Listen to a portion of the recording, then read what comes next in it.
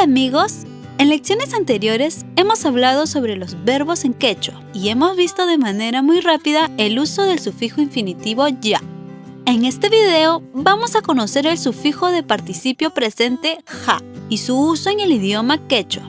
¿Están listos? ¡Empecemos! Sufijo de participio presente ja. Cuando el sufijo de participio presente ja es añadido después de un verbo quechua, hace referencia al agente de la acción expresada por el verbo y no a la acción en sí misma. Es decir, su valor equivale a las terminaciones dor o dora de los verbos en español. Por ejemplo, el verbo trabajar en quechua es llancay, pero si a este verbo le quitamos el sufijo infinitivo ya y le añadimos el sufijo de participio presente ja, entonces obtendríamos la palabra llancaj, que expresa el que trabaja o el trabajador. Veamos otros ejemplos. Si hacemos este cambio en el verbo pucliay, que significa jugar, obtendremos la palabra pucliaj, que expresa el que juega o el jugador. Con el verbo tusui, que significa bailar, obtendríamos la palabra tusuj, que expresa el que baila o el bailarín. Fácil, ¿verdad?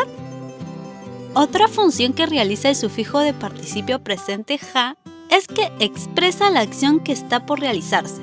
Esto siempre y cuando se encuentre acompañado del verbo ri o verbo ir en español. Por ejemplo, llancaj rishkani, que significa voy a trabajar. Yanapaj rishkani, que significa voy a ayudar. Tusuj rishkani, que significa voy a bailar. Con estos ejemplos se puede apreciar el uso del sufijo ja y cómo transforma el significado de las raíces verbales. Pero esta es una breve referencia al tema. En próximos videos reforzaremos todo lo relacionado con este sufijo de participio presente. Así que no te pierdas las próximas lecciones. Ahora los invito a utilizar el sufijo ja en los siguientes verbos. Déjenme sus respuestas en los comentarios de este video. Bueno amigos, llegamos al final de este video. Si tienen alguna sugerencia o pregunta, pueden dejarme un comentario. También les dejaré los enlaces de las lecciones anteriores en la descripción de este video.